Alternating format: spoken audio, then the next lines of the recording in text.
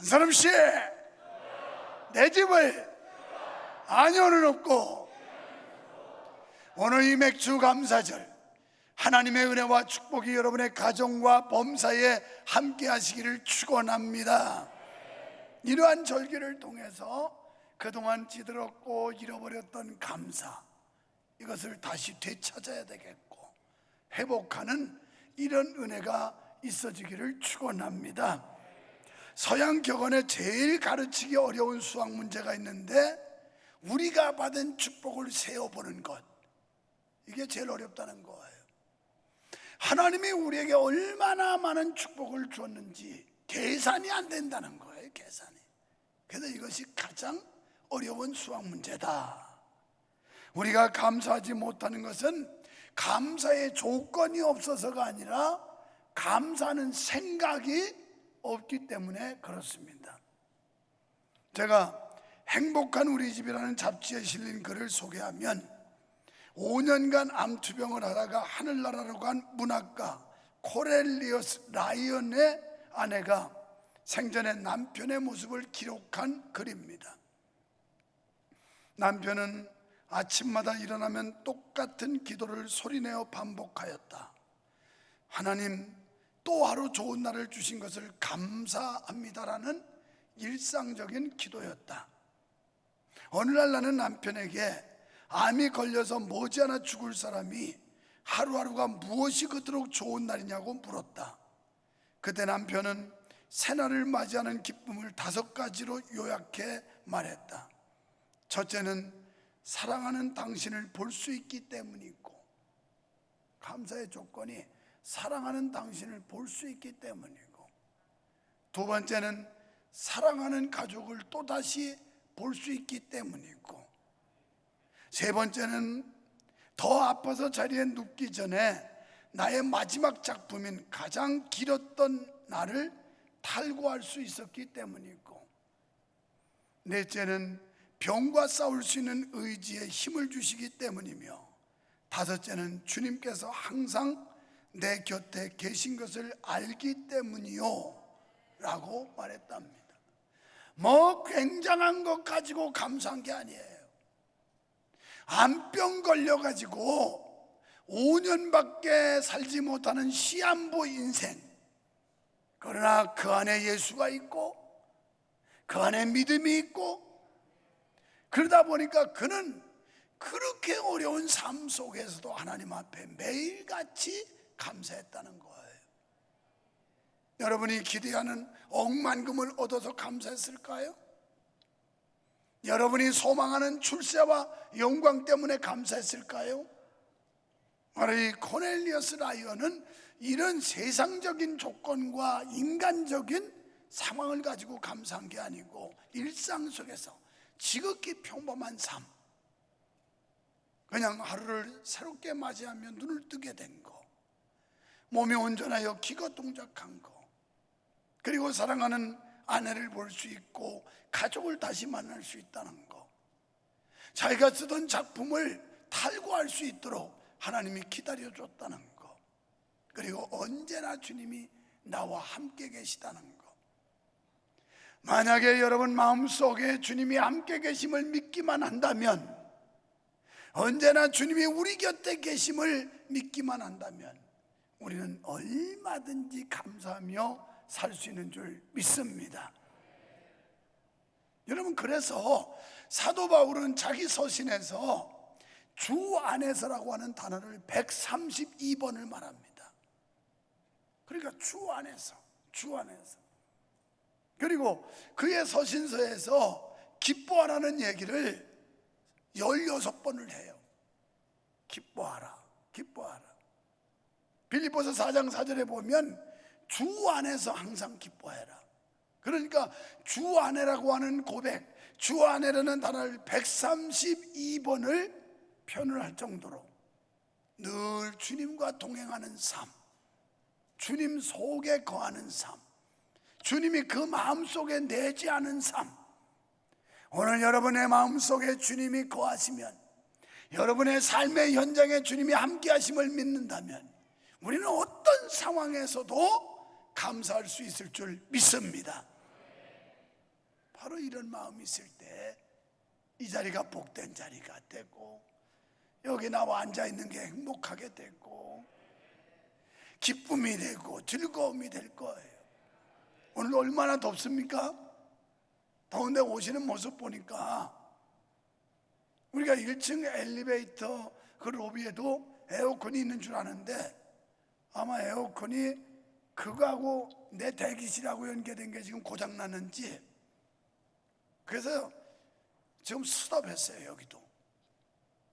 그래서 거기도 보니까 뭐 선풍기 2개를 갖다 붙이고 있고 다 이러고 있는데 이렇게 무더위와 싸우면서 교회 오는데 어떤 사람들은 막 우거지 상우를 하고 벌레 씹은 얼굴을 하고 오겠지만 주님이 그 안에 있어서 기쁨이 있는 사람은 얼굴이 해바라기처럼 달덩이처럼 환해가지고 오는데 여러분 후자가 되시기를 축원합니다. 우리 옆 사람 보고 인사 한번 할까요? 감사합시다. 감사합니다. 축복합니다. 여러분 우리가 교만한 마음 가지면 감사 못해요. 지금 이루고 내가 소유한 것, 나의 노력과 나의 방식, 나의 수고, 내가 잘나서 했다고 생각하는 사람은 절대 감사 안 해요. 하나님이 주셨다고 믿을 때 감사하지 그렇지 않은 사람은 감사 안 나와요. 그 다음에 지나치게 비교의식을 가진 사람은 감사 못해요. 네. 아무리 돌아보아도 저 사람이 나보다 더 가진 것 같고 저 사람이 나보다 더 잘난 것 같고 열받아요. 열받아. 그러니까 비교의식에 빠지면 감사할 수가 없는 겁니다. 오늘 우리가 내게 주어진 은혜, 내가 받은 하나님의 사랑과 은혜, 이걸 크게 느끼면요 인간적인 가치 기준 가지고 기뻐하거나 감사하는 게 아니라 범사에 감사하는 그런 삶을 살아갈 수가 있게 되는 겁니다. 여러분 우리가 영어로 보면 이 think라고 하는 말, 이 생각이라는 말이죠. 그런데 think라고 하는 말은 thank you와 같은 말인데 이것은 감사하다.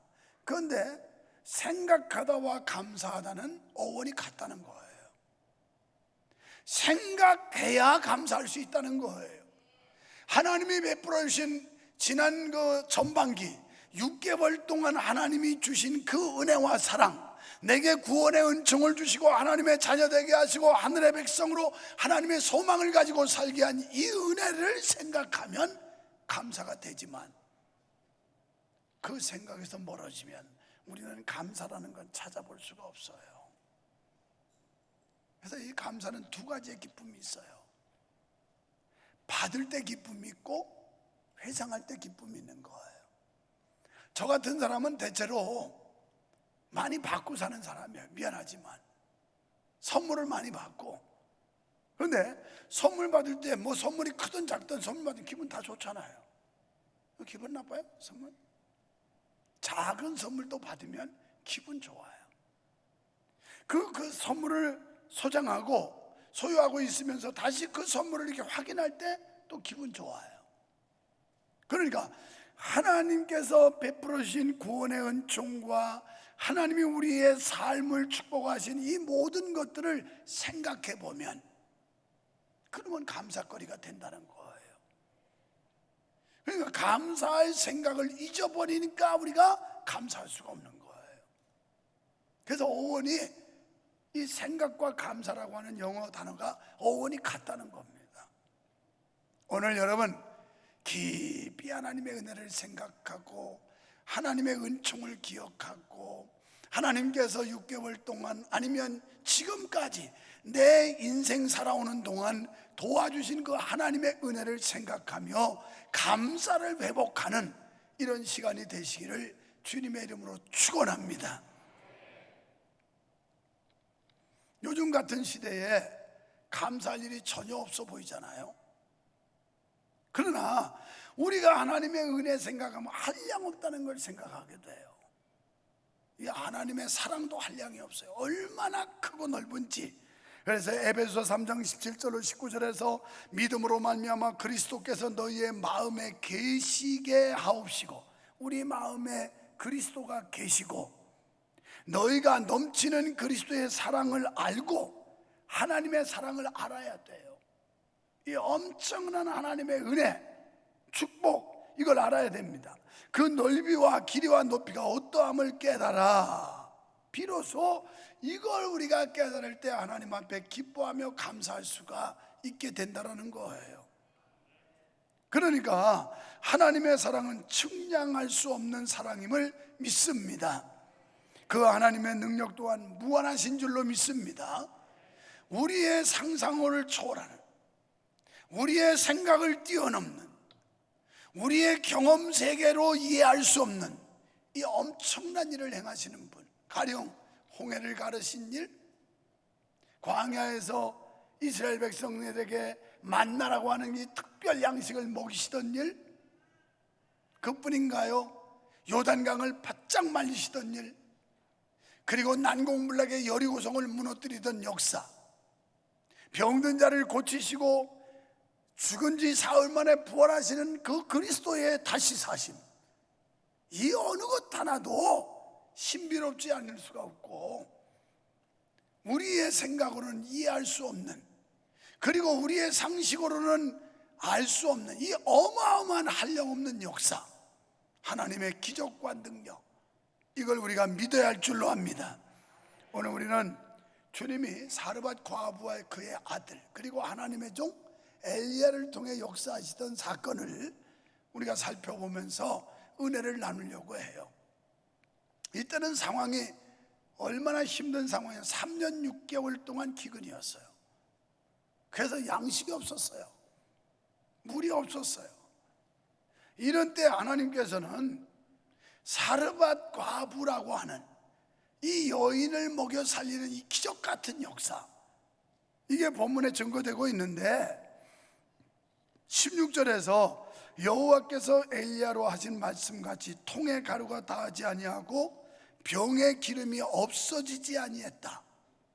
3년 6개월 기근 속에서 가루가 다 떨어져야 되고, 그리고 기름병의 기름이 말라야지, 그게 원칙인데 이게 떨어지질 않았다는 거예요. 기적 같은 삶이죠. 여러분, 영적으로 은혜가 마르지 않는 역사가 있기를 축원합니다. 감사가 마르지 않게 되기를 축원합니다. 소망이 마르지 않는 은혜가 있기를 축원합니다.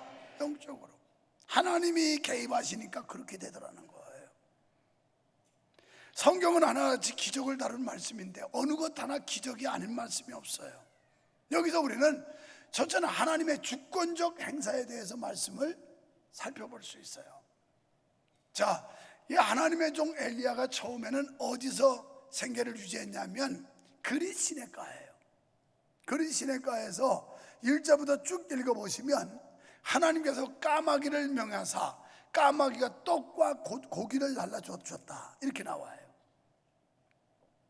그런데 갑자기 하나님께서 명령하시기를 너는 이 그릿 시내가를 떠나서 저 시돈 땅으로 가라.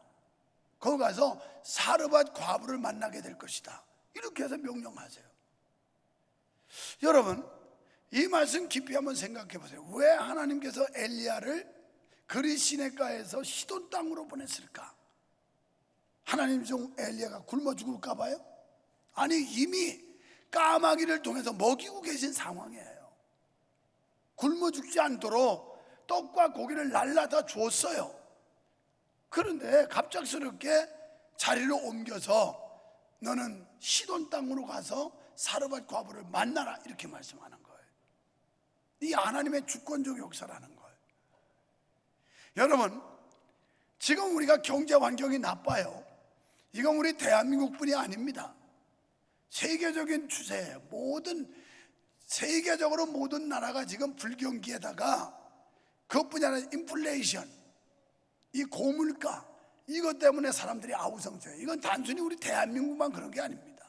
전 세계가 그런 현상이에요.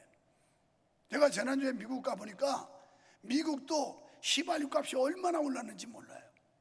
거기는 뭐 보통 달리면 뭐 수시간씩 달리는 데들인데 이건 우리가 쓰는 휘발유하고는 비교도 안 돼요. 그래서 세계에서 기름값이 가장 싼 나라였었는데 지금 굉장히 비싸졌어요. 그러니까 리터당 1,000원이 넘어갔으니까 그건 미국이라는 나라 사는 엄청나게 비싼 겁니다. 거기는 뭐 괴론당 4리터에 뭐 2불 얼마, 뭐 이거 3불까지도 안 가고, 그래서 그 700원, 800원 이런 나라가 지금 아주 치솟아 가고 있어요. 이건 세계적인 추세입니다. 앞으로 이런 현상이 더 올 수도 있다고 볼 수 있어요. 그러나 이런 때 하나님이 개입해 주셔야 되고, 하나님이 도와주셔야 되고, 하나님이 역사해 주셔야 되고. 우리 조 집사님 어제도 희소식 줘서 내가 감사해서 그러는, 우리 안수 집사님이 대화를 하는데 자기 사업도 지금 잘 되고 있어요. 그런데 또 하나의 사업자를 자기 와이프 이름으로 사업자 등록을 해서 또 하게 된다는 거예요. 그 아는 지인이 그 잘 되는 사업인데 자기가 나이가 많고 그러니까 아무 조건도 없이 넘겨줬다는 거예요. 여러분, 뭐 이런 맛이 좀 있어야 사는 거 아니에요 이거? 지금 사르밧 과부의 삶은 치명적이에요. 이건 살아갈 수가 없는 거예요. 그 당시에 3년 6개월에 모든 사람들이 죽어 자빠지는 거예요. 이런 상황에서 하나님께서 엘리야라고 하는 하나님의 사자를 보냈다는데 키포인트가 있는 거예요. 오늘 여러분 사업장에, 여러분 직장과 가정에 주의 천사를 하나님이 파송해서 보내시는 이런 역사가 일어나기를 축원합니다. 그러면 간단하게 해결되는 거예요. 9절에서 하나님께서 엘리야에게 너는 시돈 땅 사르밧 과부에게로 가라. 그곳 과부에게 너를 공개하게 하였느니라.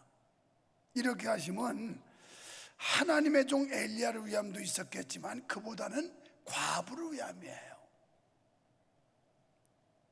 나는 이 사르밧 과부가 벌써 하나님 앞에 인정받는 믿음을 가졌다는 거예요. 복받을 만한 자세가 돼 있다는 거예요. 그래서 많은 사람들이 아우성치고 죽어가는 반에 이 가정을 살리려고 멀쩡했던 하나님의 종 엘리야를 이 집에 보내는 거예요. 그 증거가 예수님께서 말씀하신 내용에 나옵니다. 누가복음 4장에 보면 4장 25절로 26절에서 이렇게 말씀해요.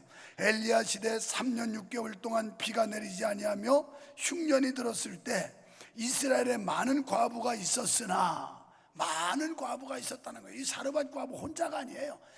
다수의 많은 그 비슷한 처지에 형편에 있는 사람이 있었으나 엘리야가 그중 하나에게도 보내심을 받지 않고 오직 시돈 땅에 있는 사렙다 과부에게 뿐이었다. 이렇게 단정 짓고 있어요. 많은 대상들이 있었지만 그 사람들이 아니고 유일하게 사르밧 과부에게 보냄받았다. 이게 중요한 거예요. 수많은 사람들이 있지만 하나님이 은혜 주실 사람, 하나님이 축복할 사람, 하나님이 거들어주고 하나님이 역사할 사람은 따로 있다라는 거예요. 우리가 그런 하나님의 역사의 대상이 돼야 되지 않겠습니까? 하나님이 축복하고 싶어하는 대상이 돼야 되지 않겠습니까? 그뿐 아니에요. 그 다음이 27절에서 또 엘리야 시대에 많은 문둥이가 있으되, 그때 나병 환자가 많았다는 거예요. 그때 많은 나병 환자 중에 이방 수리아 사람 나만이 고침을 받았다. 이렇게 말씀을 해요. 그러니까 예나 지금이나 하나님의 은혜 받고 축복받을 사람은 다르다는 거예요. 다른 특별한 사람들이에요.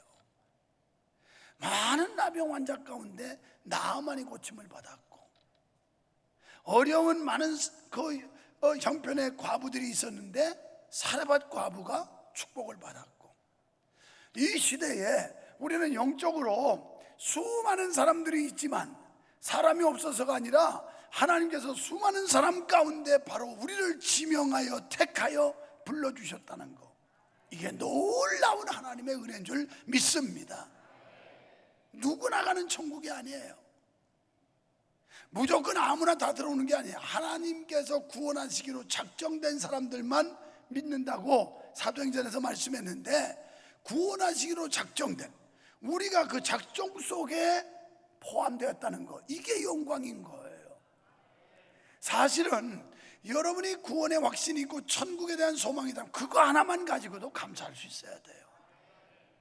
할렐루야. 이것은 영적인 부분도 그렇고 육적인 부분도 많은 사람들이 힘들다고 아우성치는 이때 하나님이 관심 갖고 하나님이 도와주시고 하나님이 응원하시고 후원할 만한 대상, 우리가 바로 그런 대상 되기를 소망해야 되지 않겠습니까? 그러면 살아요. 3년 6개월에 사람들이 죽어 자빠지는데 이 집은 살았어요. 그런데 여기에 이제 하나님의 은혜는 극한 상황 속에서 나타난다는 거, 이게 또 진리입니다. 이런 은혜가 평상시에 나타난 게 아닙니다. 바로 죽음을 기다린 절박한 상황 속에서 나타났어요. 3년 6개월 기근 속에서 식량은 다 떨어지고 모자가 한 끼 식사 후에 죽음을 기다려야 하는 순간이었습니다. 여러분, 인간의 끝이 곧 하나님의 시작이라는 말이 있어요. 내 노력, 방식, 내 방법으로 이제는 끝났다, 더 이상 나로서는 어떻게 할 수 없다, 그때가 바로 하나님의 시작이라는 거예요. 그때 하나님이 일하실 때예요.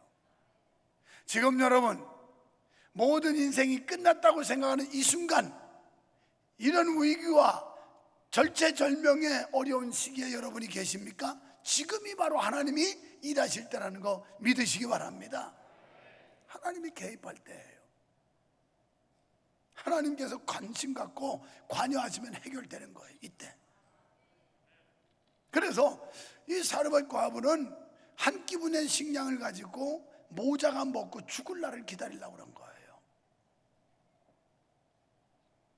인간의 손이 끝났을 때, 인간의 힘이 다하였을 때, 인간의 노력이 끝났을 때 하나님의 역사를 시작하시는 것을 우리는 여러 가지를 통해서 알 수가 있습니다. 특별히 오늘 본문에서 이거 한 조각 먹고 죽을 날 기다리는데, 아니 그 떡을 먼저 가져래요. 어떻게 여러분, 이런 상황이라면 여러분이 거기에 순종할 수 있겠어요? 여보시오, 이런 양통머리 없는 인간이 있나 지금? 아니 3년 6개월 속에 다 굶어 죽는 판인데 우리 모자가 말이야 이거 아껴가지고 요거 마지막 먹고 죽을라는데 뭐? 이걸 달라고 택도 없다, 벼룩에 간을 내 먹어라, 막 그러고서 막 인상 팍팍 쓸 거예요. 얼마나 야박합니까 지금? 하나님의 종 엘리야라는 사람이 와서 고작 사르밧 과부에게 요구하는 게 얼마나 박절하고 야박한 얘기냐고요. 이 절박한 순간에 도저히 따라갈 수 없는, 또 동의할 수 없는, 지금 이방 여인에게 나타난 하나님의 구원의 기회가 극한 상황 속에서 나타났다는 거예요. 사랑하는 여러분, 여러분도 지금 이렇게 극한 상황에 있더라도 포기하지 마세요. 낙심하지 마세요. 이때 하나님의 역사가 나타날 때라고 믿으세요. 그리고 소망을 가지세요.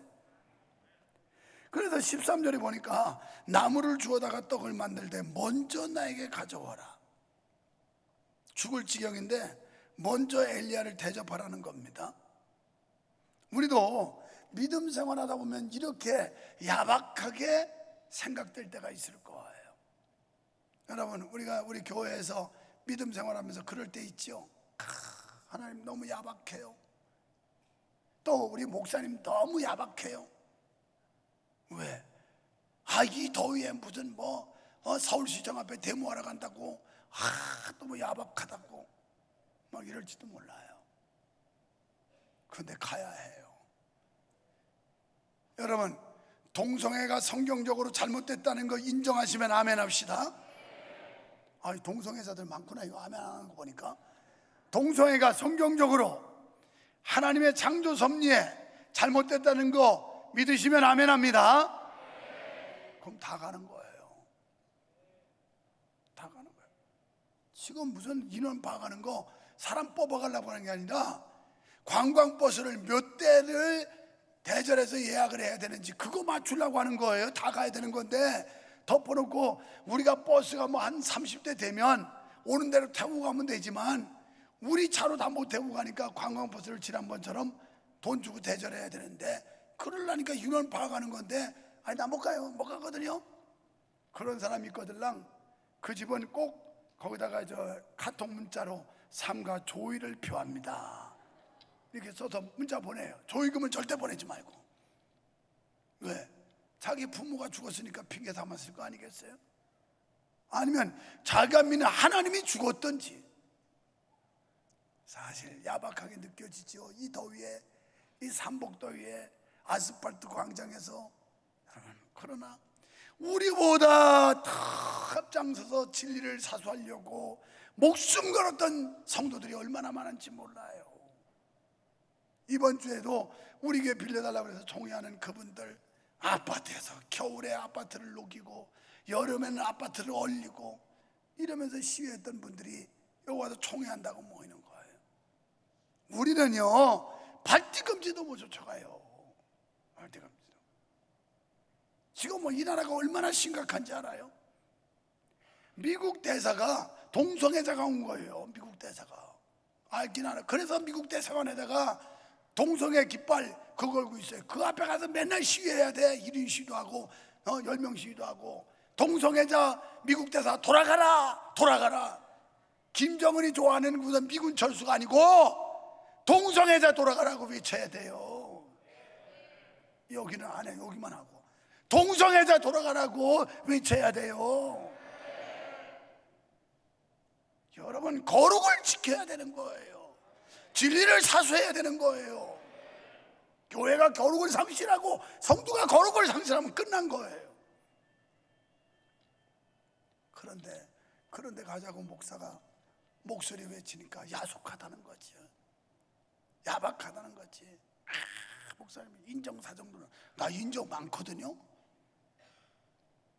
유 목사 인정 많은 남자예요. 나 뜨거운 남자예요. 그렇게 냉랭하지 않습니다.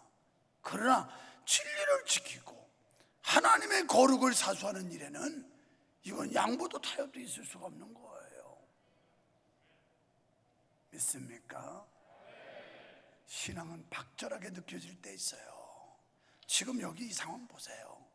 사르밧 과부가 볼 때 얼마나 박절해요. 세상에 야박하고, 아니 그 한 끼 분량 그거 먹고 죽으려고 그러는데 이걸 달라고 그러니 이게 도대체 말이 됩니까? 근데 내놓으래요. 그러면서 내놓으면 너 가루단지에 가루 안 마르고 기름병에 기름 마르지 않는다. 그러니까 나 먼저 먹자 이거예요. 그런데 이 여인은 그 말을 믿었어요. 그래서 하나님의 종이, 하나님이 너희 가정에 가루단지에 가루가 마르지 않게 하고 기름병에 기름이 마르지 않게 하리라고 하는 그 약속을 믿은 거예요. 그래서 그는 생각을 바꿉니다. 어차피 먹고 죽을 날 기다리려고 했던 걸 바치고 살자 이 생각으로 바뀐 거예요. 여러분 우리가 11조 하는 것도 그래요. 그거요 다 써도 부족해요. 그 몇십만 원 11조 내는 거 여러분 다 써도 모자랍니다. 다 써도 한두 끝도 없어요. 여러분이 뭐 천하의 갑부가 아닌 한. 그런데 생각을 바꾸면 얼마든지 하나님 앞에 순종하여 감사할 수 있어요. 그래서 이 여인은 그래 어차피 한 끼 더 먹고 죽으나 한 끼 덜 먹고 죽으나 그까이가 죽는 건 매 마찬가지인데 에이 하나님 말씀에 순종이나 하고 죽자 이거예요. 이게 믿음입니다. 이게 믿음이야. 그랬더니 죽이던가요? 아니에요. 3년 6개월 동안 하나님께서 희한하게 마르지 않게 하는 거예요. 가루단지 아무리 퍼서 빵을 구워 먹어도 모자라지 않고 기름병이 마르지 않고 이 엄청난 역사. 사랑하는 여러분, 지금같이 경제 환경이 나쁠 때일수록 우리의 믿음을 보여야 되고 하나님이라고 하는 전능자, 저 위에 계신 이 모든 것을 주관하시는 절대자, 이분을 철저히 믿어야 됩니다. 그리고 그분 말씀에 100% 순종해야 합니다. 바로 하나님의 은혜는 순종할 때 임한다는 걸 우리에게 보여주고 있는 거예요. 15절에서 그 여인은 하나님의 음성으로 들었습니다. 엘리야의 말대로 하였더니 이렇게 나와요. 여러분 교회 와서 유목사 설교하는 거 사람 얘기로 들으니까 안 믿는 거예요. 그 입술을 통해 선포되는 말씀이 하나님의 음성으로 들려지고 이걸 믿고 그대로 순종해야 역사가 일어나는데 자기 비유에 맞는 말만 받아들이고 거부하고 이러기 때문에 아무 일도 나타나지 않는 거예요. 지금 이 여인은 순종을 했더니 하나님의 은혜가 임했고 14절에서 두려워 말라 이스라엘 하나님이 땅에 비를 내리실 때까지 가루통의 가루와 기름병의 기름이 마르지 아니하리라. 이런 기적을 맛보시기를 축원합니다. 지금 어려운 환경 속에 살아계신 하나님께서 마르지 않는 축복, 그래서 영적으로 영적으로 우리의 은혜도 마르지 않고 육적으로 건강도 마르지 않고 물질도 마르지 않고, 할렐루야, 이 마르지 않는 축복이 여러분에게 넘쳐나기를 주의 이름으로 축원합니다. 축원합니다. 그러기 위해서는 하나님 제일주의, 하나님 우선순위로 사세요. 매사에 하나님의 영광과 하나님의 뜻과 하나님의 말씀에 우선순위를 정하세요. 그러면 하나님께서 사르밧 과부의 믿음을 보시고 이 환난 날에 그를 도와준 것처럼 우리가 당하는 이 환난 날에 하나님의 위로하심과 하나님의 도우심과 인도하심과 하나님의 역사하심이 여러분의 삶의 현장에 그대로 일어날 줄로 믿어지시면 아멘 합시다. 하나님 아버지 감사합니다. 하나님은 살아계심을 믿습니다. 우리도 사르밧 과부처럼 은혜 받을 만한 믿음, 하나님이 보시기에 축복해 줄 만한 자세를 갖게 해 주시옵소서. 그럴 때 극한 상황에서도 하나님은 기적을 주실 줄 믿습니다. 이런 놀라운 은혜를 우리 성도들이 맛보며 살게 하여 주시옵소서. 예수님 이름으로 기도하옵나이다. 아멘.